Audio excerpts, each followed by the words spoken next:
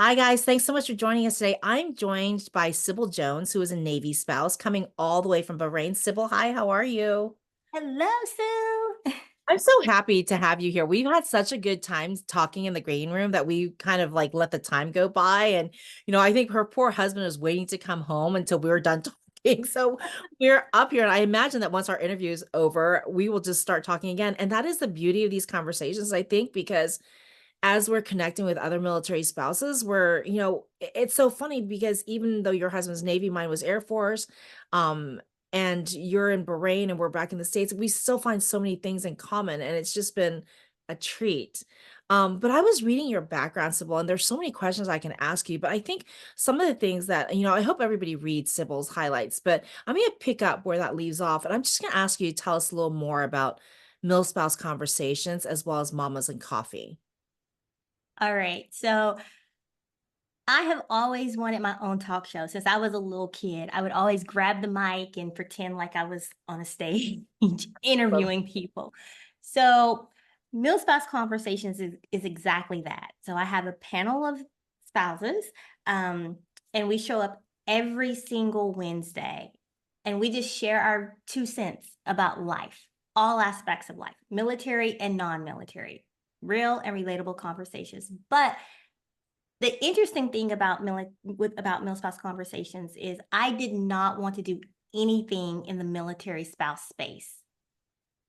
I've been a military spouse for 22 years, but I avoided showing up in this space because, what you see is what you get with me, right? I'm not polished, and I'm just like, hey, how are you? What are you doing? Begs to differ, but okay. She's very But polished. but there was something that I saw, and I had people, because with Mamas and Coffee, it's all about inspiring and empowering women to know, be, and love who they are. So my little slogan, know you, be you, love you. And I had so many people ask me, why don't you talk about military life over there? And I'm like, again, nah, I don't talk about military life like that. But in 2021, I had been praying actually from beginning in 2020, beginning of 2021, asking God what my purpose was in life and to show me, like, Lord, show me. Like, you have to hit me upside my head to show me. And literally in 2021, God popped me upside my head. I had a stroke in 2021 at my husband's farewell party. Couldn't let the man have his It's moment. I had to steal the spotlight. I had a stroke. It's not funny. It's not funny, but I do crack jokes about it. That helps me deal with it. But it was a severe stroke. Um, and after I recovered and was getting back to my normal, I was like, let's do Mill Spouse Conversations and bring on, because I had some ladies working with me before, and let's just share our stories about life and how no matter what our situation is, you can take those lemons and make sweet tea out of it. And so that's what Mill Spouse Conversations is all about.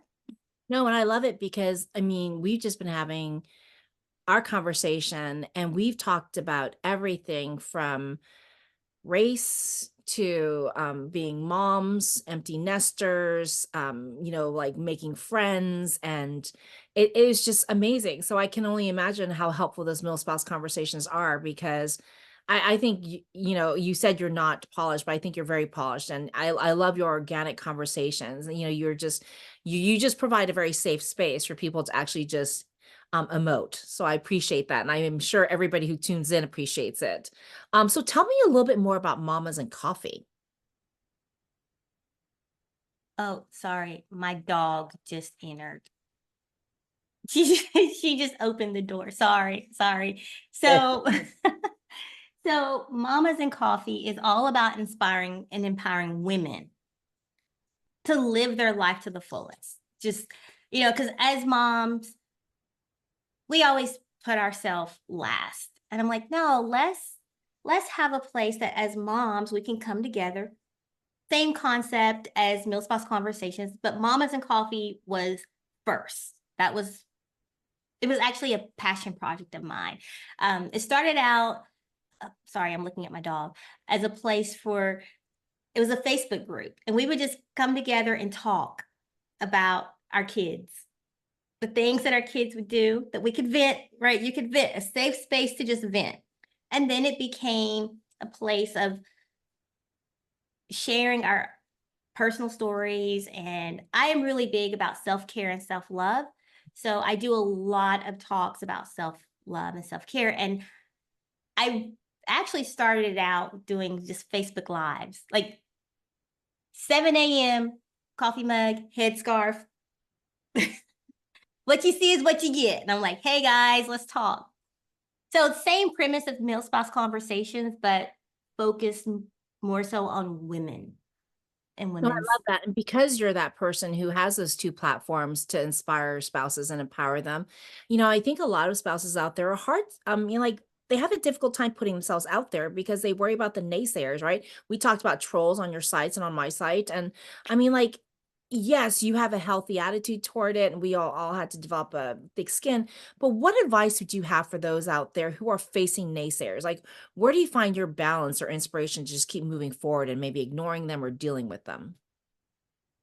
I will tell you, I have that a newfound fear of the naysayers that have crept into my mind, but I practice what I preached years ago, and that was stay in your own head, right? People are always telling you, get out of your own head.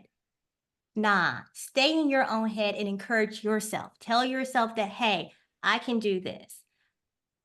I don't need validation from, I was about to say Sue, but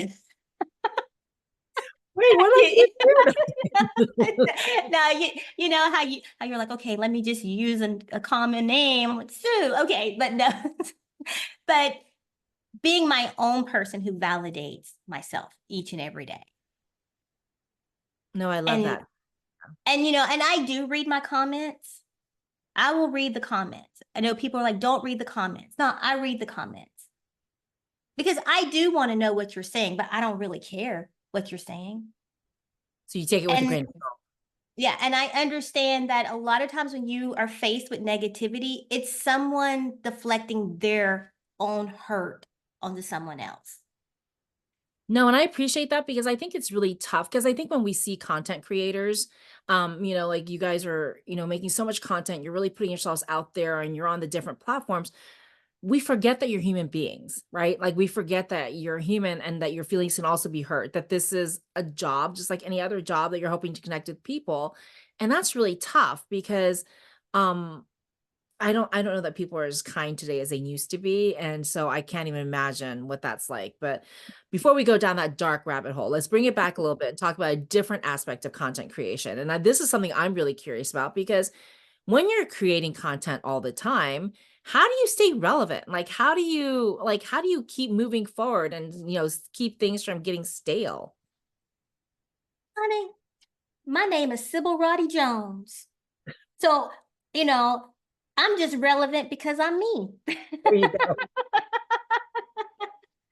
I know, we look at what are the trends? Like what's the trend on TikTok or Instagram or Facebook or whatever. I really don't pay attention to that. I really don't. I'm like, hey, this is what we're going to talk about this month. And I break it out for the week. And I show up and talk about things that I have experience about, what my conversation starters have experienced.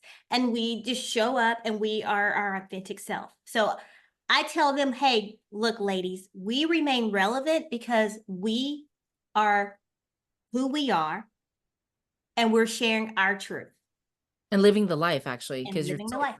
yeah.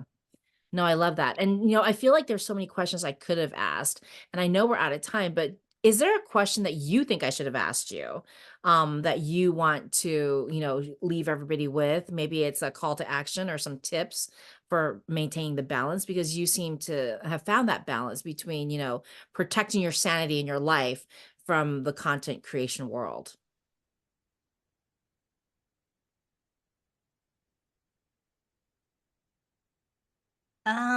See, I'm gonna be like, what time is it? It's 9 o'clock here. It's my bedtime. So I don't know. I'm like, what question? I would just tell everyone the if you ask me one piece of advice that I would have for anyone, it is these 6 words: to know who you are, know you, be who you are, be you, and love who you are.